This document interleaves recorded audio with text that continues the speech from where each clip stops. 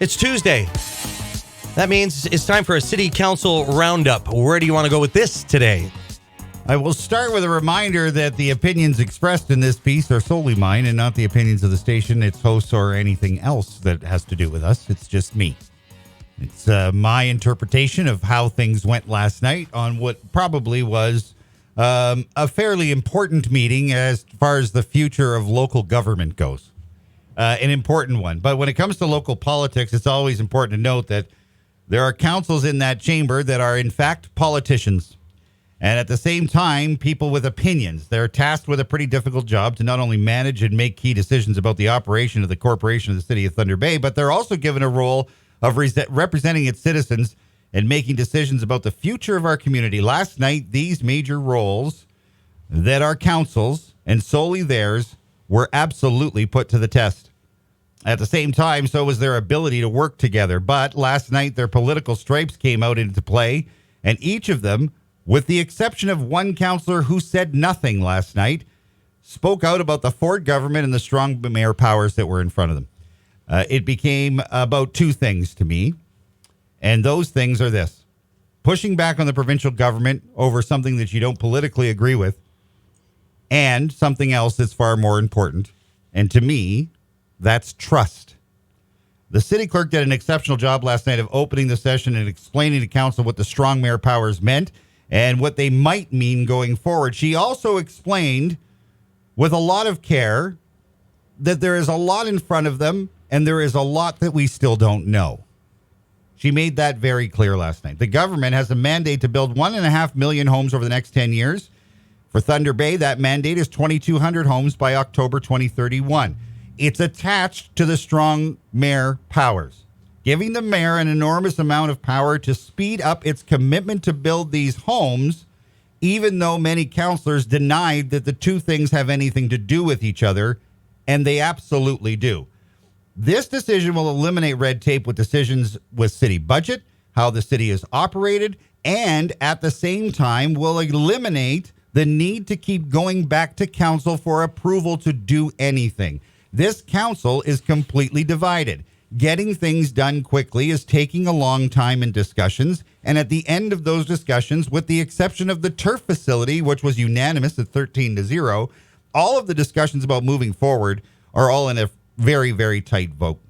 Right now, 20 cities in Ontario have the strong mayor power, and it could go up to 50 by the end of October. The mayor, our mayor, has until October 15 to make the commitment, and then has till December to make a pledge to the province to meet the goal of 2,200 homes in 8 years.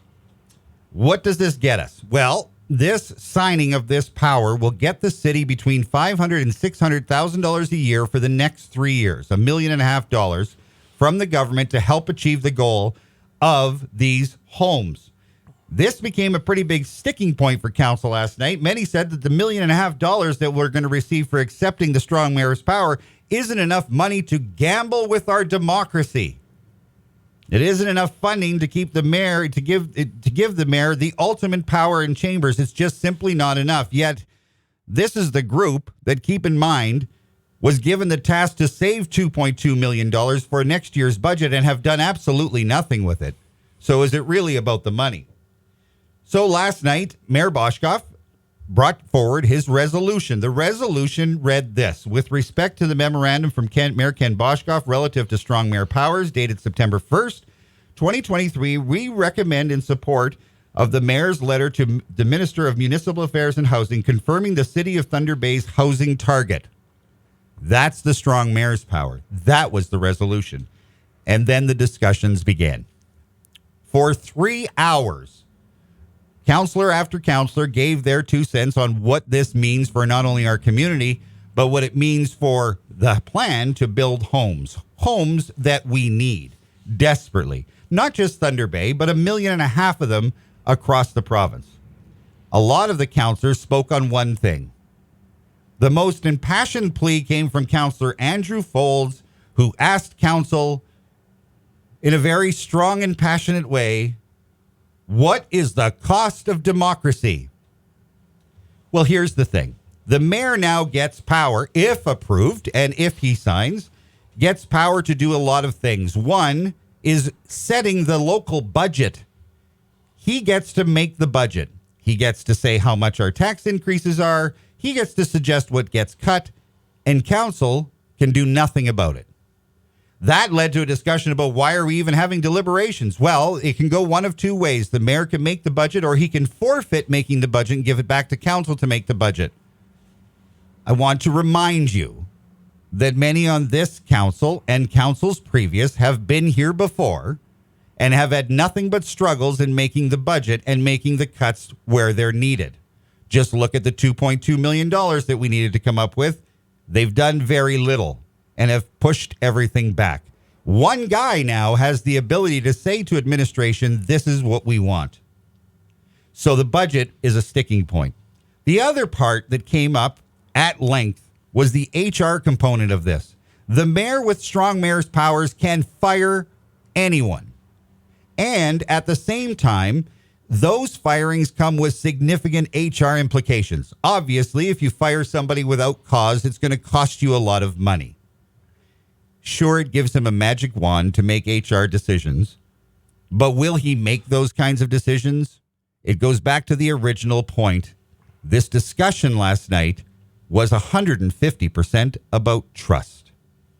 So, the resolution on the floor goes to the vote, and 9 councillors said no to the resolution. We do not support the strong mayor powers.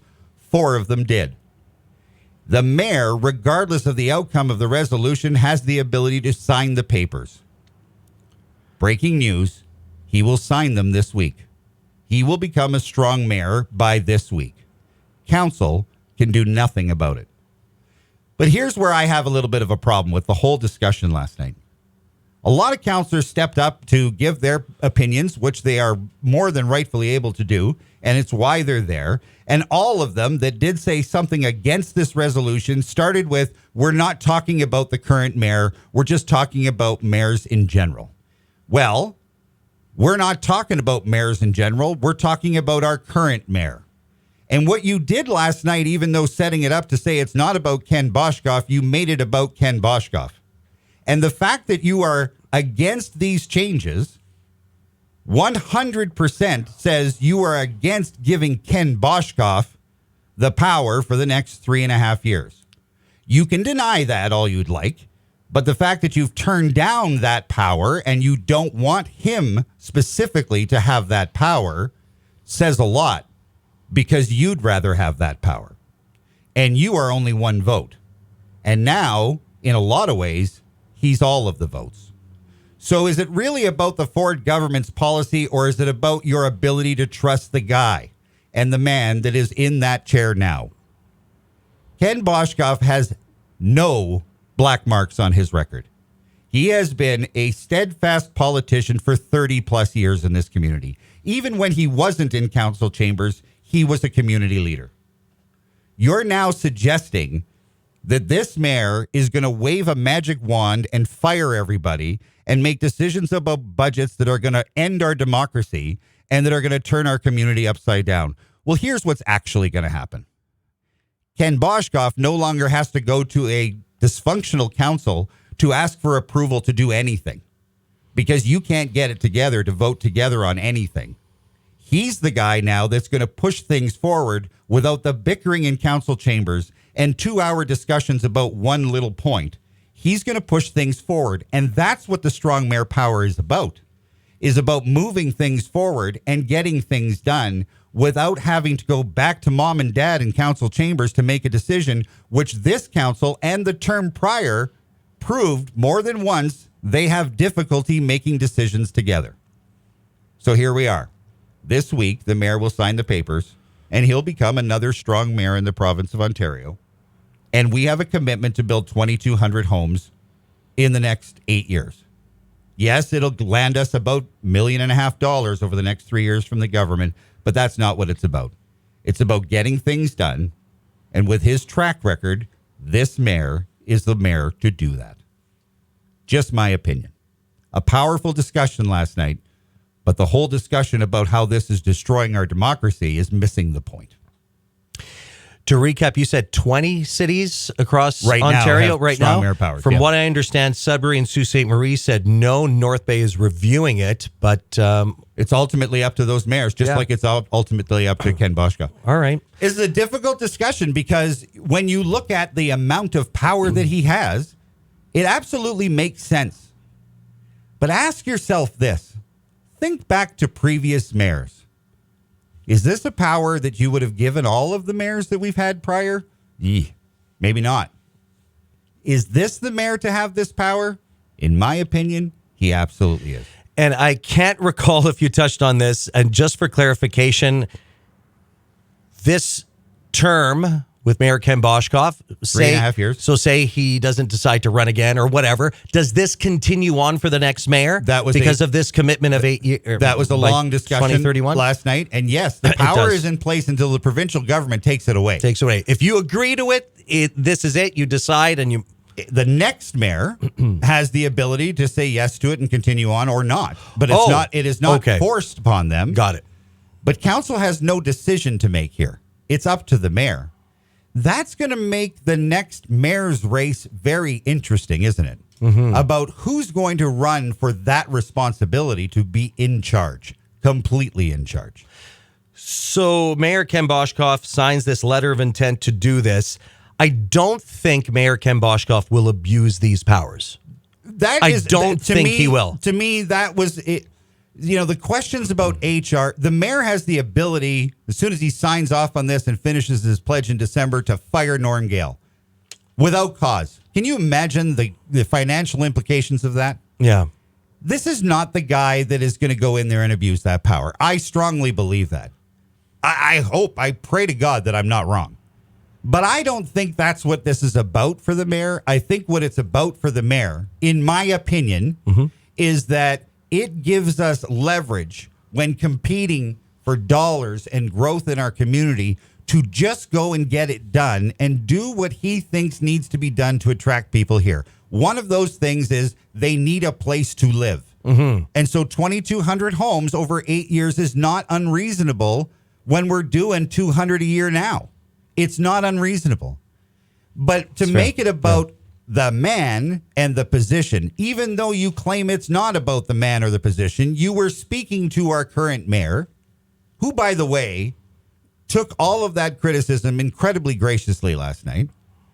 But you're speaking to the power of trust and whether or not you trust he's going to turn things upside down. I'm guessing with his track record locally, he's not going to do that. That's my hope. But in regards to that, by the way, the mayor did send me a quick quote this morning when I asked him about it and asked him about whether or not he was signing these papers.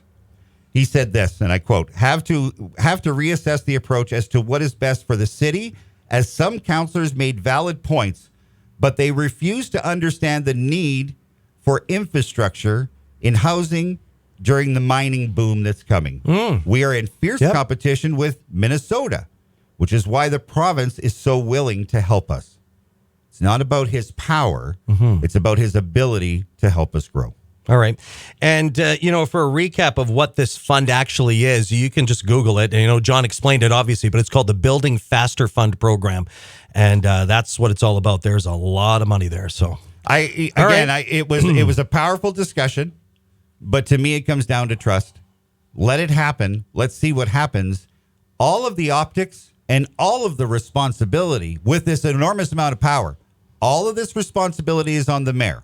It's up to him now to execute his duties the best he can and for the right reasons. And that's the other part of it, too. To accept or want to go forward with this responsibility is a huge step. You think about everything else he has to do as mayor, and now to say, okay, I am considering this, and this is what I think I want to do. That's big. Well, he's taking on an enormous amount of responsibility. Right. On top of everything he has to do. And he explained last night that he's the hardest working guy in the room. I absolutely agree with that. He does 14-hour days every day, 7 days a week. That's just the person I saw his calendar once on a Saturday. Yeah. It was nonstop. That's what he does.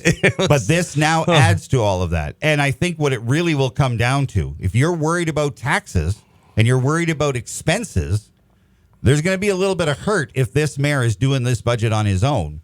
because Yeah. he's going to make decisions to save money that a lot of people aren't going to like. It's a big job. All right, John, thank you for your input. I know there was a big lead up to this council roundup, and there it is. If by chance you missed this will be up on our website, 999thebay.ca in just a few hours, okay? In a few minutes. In a few minutes. Sounds and good. We'll also put the link up there to the documentation so that you can read more about which powers the mayor has. We'll put that right with the link on the video on our website, probably before 9 o'clock. All right.